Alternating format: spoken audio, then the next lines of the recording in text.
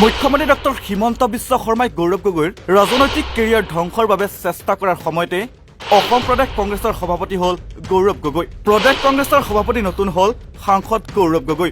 মুখ্যমন্ত্ৰীৰ পাকিস্তান সহযোগৰ অভিযোগৰ সময়তে কংগ্ৰেছ হাইকমাণ্ডে গৌৰৱক দিলে সভাপতিৰ দায়িত্ব।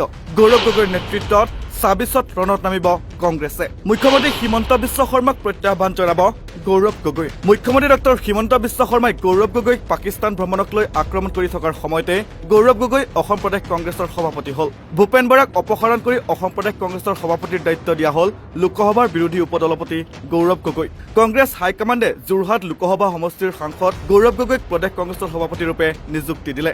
ইয়াৰ লগে লগে ক্ৰমাগতভাৱে নিৰ্বাচনত ধাৰাসায়ী হৈ অহাৰ ভূপেন বৰাৰ প্ৰদেশ কংগ্ৰেছৰ সভাপতিৰূপে কাৰ্যকাল অন্ত পৰে। সংবাদ মাধ্যমলৈ প্ৰেৰণ কৰা প্ৰেছ বিজ্ঞপ্তিত গৌৰৱ গগৈ সভাপতি আৰু জাকিৰ হুছেইন সিকদাৰ, ৰছলিনা তিৰ্কী আৰু প্ৰদীপ চৰকাৰক কাৰ্যকৰী সভাপতিৰ দায়িত্ব দিয়াৰ কথা উল্লেখ কৰা হৈছে।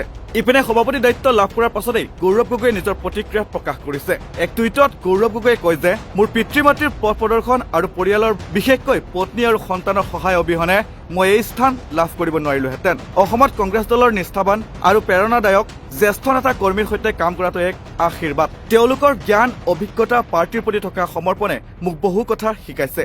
মোৰ জ্যেষ্ঠ আৰু সহকৰ্মীসকলৰ সৈতে কাম কৰিবলৈ মই আগ্ৰহী। আগন্তুক দিনত মই অসমবাসীৰ আশীৰ্বাদ বিচাৰিম। মোৰ বিশ্বাস যে আমি সকলোৱে মিলি আমাৰ ৰাজ্যৰ বাবে এক উন্নত ভৱিষ্যত সৃষ্টি কৰিব পাৰিম। জয় আই অসম, জয় হিন্দ। বিগত দিনত দলটোক সন্মুখৰ পৰা নেতৃত্ব দিয়াৰ বাবে বিদায় সভাপতি ভূপেন বৰাকো গৌৰৱ গগৈক কৃতজ্ঞতা জ্ঞাপন কৰে।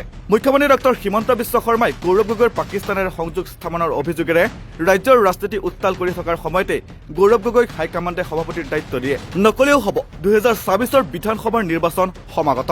গৌৰৱ গগৈৰ নেতৃত্বতে ২০২৬ৰ বিধানসভাৰ নিৰ্বাচনত অৱতীৰ্ণ হ'ব কংগ্ৰেছ। নিশ্চিতভাৱে ২০২৬ৰ নিৰ্বাচনত মুখ্যমন্ত্ৰী ডক্টৰ হিমন্ত বিশ্ব শৰ্মা আৰু কংগ্ৰেছৰ সভাপতি গৌৰৱ গগৈ হ'ব প্ৰধান প্ৰতিপক্ষ তথা মূল প্ৰতিদ্বন্দ্বী। হিমন্ত বিশ্ব শৰ্মা তথা বিজেপিক ৰুধিবলৈ কংগ্ৰেছ হাইকমাণ্ডে গৌৰৱ গগৈৰ প্ৰধান সেনাপতিৰ দায়িত্ব দিয়া হৈছে। ইপিনে গৌৰৱ গগৈৰ উত্থানত শংকিত হৈ মুখ্যমন্ত্ৰী শৰ্মাই গৌৰৱ গগৈৰ পাকিস্তানৰ সংযোগৰ ভুৱা অভিযোগ আনিছে বুলিও দাবী কৰি আহিছে গৌৰৱ গগৈ আৰু কংগ্ৰেছে। গৌৰৱ গগৈৰ ৰাজনৈতিক কেৰিয়াৰ ধ্বংস কৰাৰ বাবেই মুখ্যমন্ত্ৰী ডক্টৰ হিমন্ত বিশ্ব শৰ্মাই অহৰহ চেষ্টা কৰি থকাও অভিযোগ উঠিছে। এনে সময়তে কংগ্ৰেছ হাইকমাণ্ডে গৌৰৱ গগৈক প্ৰদেশ কংগ্ৰেছৰ সভাপতিৰ দায়িত্ব দি এক শক্তিশালী বাৰ্তা প্ৰেৰণ কৰা বুলিও ধাৰণা কৰা হৈছে। News desk report, north east নাও।